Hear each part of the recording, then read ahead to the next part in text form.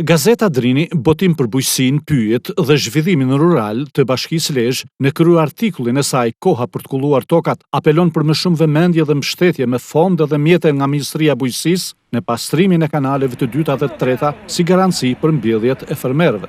Drejtori i bujqësisë, Gjovalin Gjeloshi, bën të ditur se për periudhën 10 mujore korrik 2016-prill 2017 në fushat e Bashkisë Lezhë janë pastruar 60 km kanale, kryesisht të dyta kulluese, ku janë lëvizur 120.000 m3 dhera me një impakt në kullim prej 1500 hektar tokë.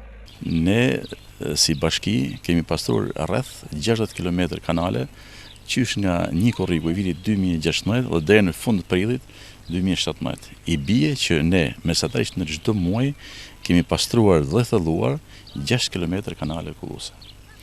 Kjo është një shifër në pamjen e parë është e kënaqshme, por po të futemi më në thellësi dhe diskutojmë për problemet dhe nevojat që ka fusha e Lezhës për të kulluar tokat, kryesisht pra në këtë kompetencë që kemi ne kanalet e dyta dhe treta kulluese, i bie që nevojat janë shumë herë më të mëdha se sa realizimi i tyre që është kryer. Sipas Gjeloshit, nevojat e fushave të Lezhës për kullim janë shumë herë më të mëdha.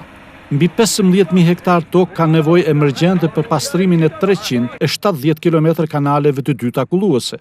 Ne si bashki kemi rreth 307 km kanale të dyta kulluese dhe 3 herë më shumë kanale të treta kulluese që i bie mbi 1000 km kanale. Me këto ritme, vetëm me pastru kanalet e dyta kulluese, i takon që ne ta përfunojmë këtë detyrë deri në 4-5 vjet. Me këto mjete që kemi, me këtë bazë materiale që kemi dhe fuqi financiare që kemi.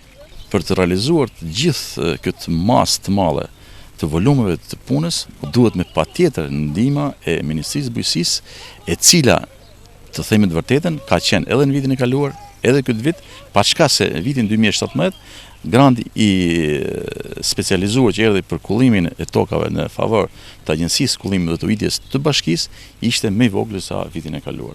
Aktualisht, mjetet e pakta që disponon bashkia janë përqendruar në fushat që kanë nevojë emergjente për kullim, si në Torovic, Spitën dhe Tresh, për të vazhduar me pas në fushën e Zadrimës dhe të Shënkollit.